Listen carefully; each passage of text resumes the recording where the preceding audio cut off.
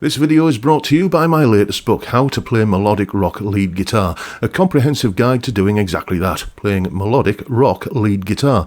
This is not just some collection of scale patterns and tabs, although you do get plenty of those, but you also get an entire chapter on how to come up with your own licks, as well as video content, tutorials and demonstrations, loads of jam tracks, and all the way through I'm encouraging you to expand your fretboard knowledge and showing you how you can think in a more musical and melodic way.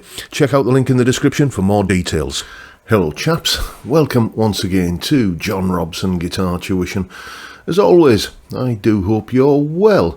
Tuesday, that means a top 5 list, and well, you've seen the thumbnail, you've read the title.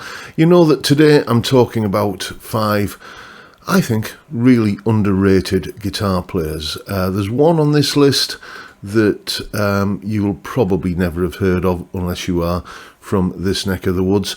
But everyone else will be probably a name that's known to you, but you may not kind of regard them quite so highly as a guitar player. Maybe you know them better for other things. So that's who we're going to talk about today. There's links to performances by all of the people on the list down in the description, so go and check them out if any of them are new to you. But let's see who they are, starting with Andy Latimer. Yes, Andy Latimer from the band Camel.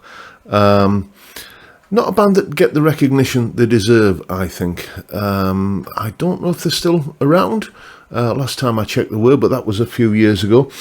Their first few albums, how many have I got here? 1, 2, 3, 4, 5, but yeah, this many.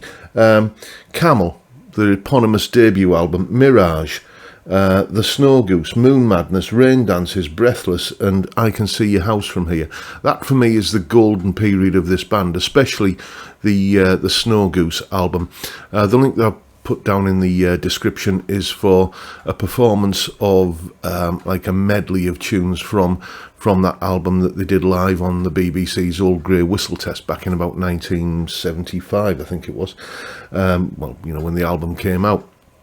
And you know, he's not known for his pyrotechnical flashiness, but he plays with such a melodic sensibility and, you know, and soul and feel, all the good stuff, basically, that, you know, I put him in the same category as players like Knopfler and Gilmore and people like that. Maybe they're not, you know, the world's speediest speed merchants, but they do have a really, really nice touch, and that's very, very much the case with Andy Latimer. Probably a name that's new to many of you, and if it is, well worth checking out. Next, Graeme Russell. Yes, a shout out for the local boy, Graeme Russell, or Graham Hunter as he goes by these days. I always knew him as Graeme Russell. You know, I think Hunter is actually his family surname, and for whatever reason he chose Graeme Russell as his on-stage moniker. Yeah, local boy done good, or almost. I first started seeing him in the 1980s playing in pubs in this part of the world, playing all that sort of, basically playing with backing tracks, you know, and anything that was a big chart hit that had, you know, a sort of fairly conspicuous guitar part in it, which in the 80s, you know, that there was no shortage of that, you know, Dire Straits, Bon Jovi, all that kind of stuff. You know, remember when guitar solos used to get into the top 40? Those were the days. You know, and he was just kind of doing these covers with, you know, with backing tracks and astonishing guitar playing. I mean, a proper, you know, world-class shredding rock guitarist, but with great melodic chops as well. And, you know, the reason why, the reason why he's unknown apart from in this part of the world is, I think, tragic.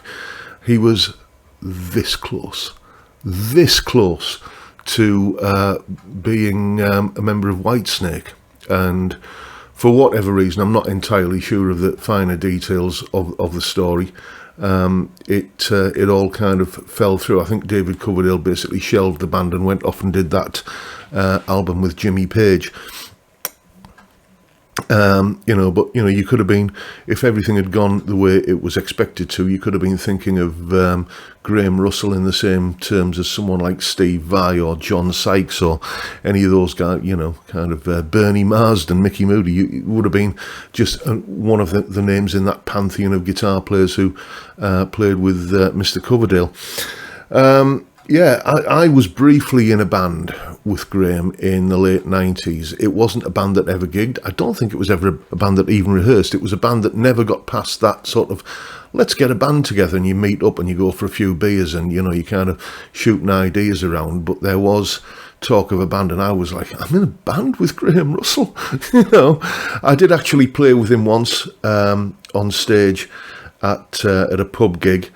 In about 96, I think it was just someone's birthday party, and it was in the sort of local music scene, and a bunch of musicians assembled, to put a scratch band together, and that was, I've got Graeme Russell over the other side of the stage kind of throwing licks at me that I've got to respond to. Dear me, yes, that was an interesting evening.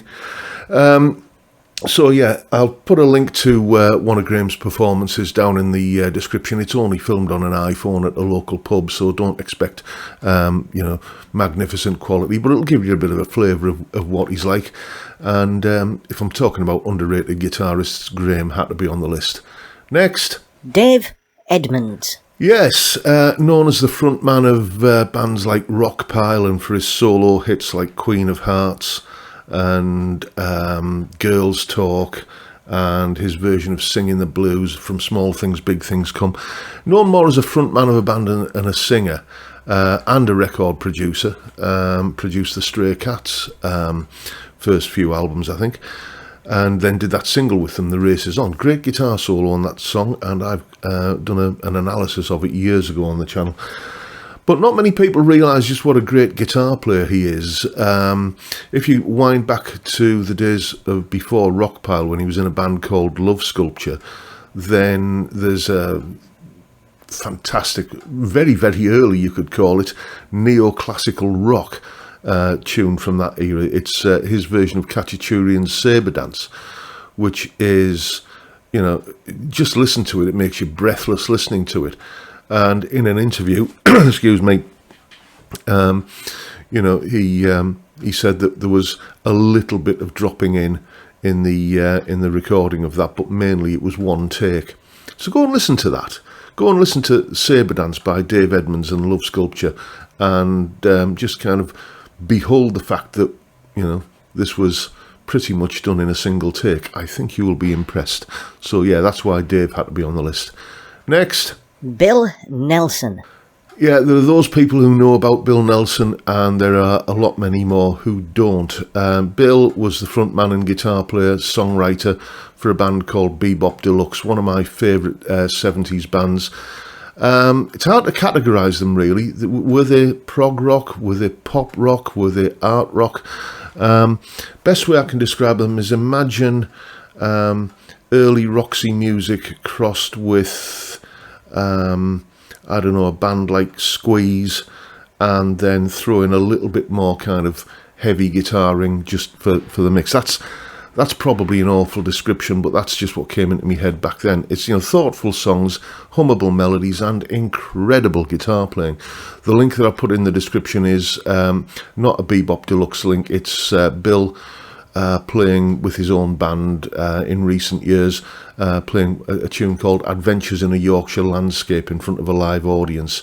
The guitar tone that he gets on there, out of, I think it's a 335 he's playing from memory, is utterly beautiful, and so is his playing, and just a really thoughtful melodic player that can turn in a fair whittle of speed when the need arises as well. What an absolutely astonishing musician, songwriter, producer, just great musician all round. And if he's new to you, I very, very highly recommend you go and check him out. Next. Scott Gorham. Yes, I mean, Scott Gorham, often overshadowed, isn't he? Because he's like the sort of, he wasn't there from the start, but, throughout the the span of Thin Lizzy after they went from being a three-piece, Brian Downey, Phil Lynott and Eric Bell, when they decided to get like a twin guitar thing going on. Scott was the constant presence, and he was often overshadowed by Brian Robertson and, of course, Gary Moore. How many times was he in and out of Thin Lizzy in the 70s?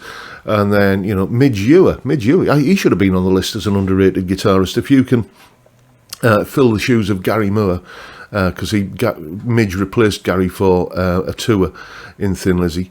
I don't think he ever recorded with them. But if you're good enough to kind of stand and be an understudy for Gary Moore, then you know, you got to have something going for you. But you know, and then later John Sykes, you know. But Scott was always the solid presence on the other side of the stage. And let's not forget all those twiddly harmonies. You know, it's all very well singing that harmony guitar part that John Sykes, Gary Moore, whoever played on that song. You know, it takes an equally skilled guitarist to keep up with that and play the harmony part. I've linked to Waiting for an Alibi down in the description. That's my favourite Thin Lizzy studio album, Black Rose. I know a lot of people who like Gary Moore and they love Thin Lizzy don't regard Gary as being part of the classic lineup, you know, kind of Phil, Brian, Scott and Brian Robertson on the other guitar, but you know, I can't help it.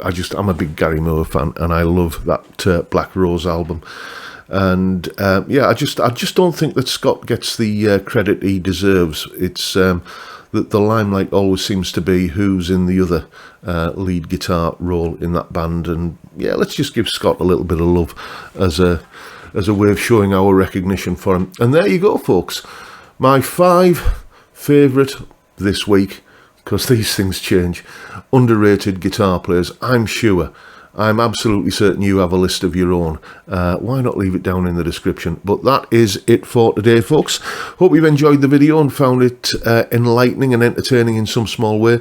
And if that's the case, please hit the subscribe button and the notification bell if you haven't already done so. And why not drop me a like as well while you're at it. And don't forget, of course, the live stream every Friday, 5 PM UK time, where we have a beer and a chat, basically. It's a great way to kick off the weekend, and I'd love to see you there if you can make it. But for now, I'll bid you all a good day and say thank you so much for watching. Thank you for your time. Look after yourselves, folks. Stay well, stay safe, and above all, stay sane. Bye for now.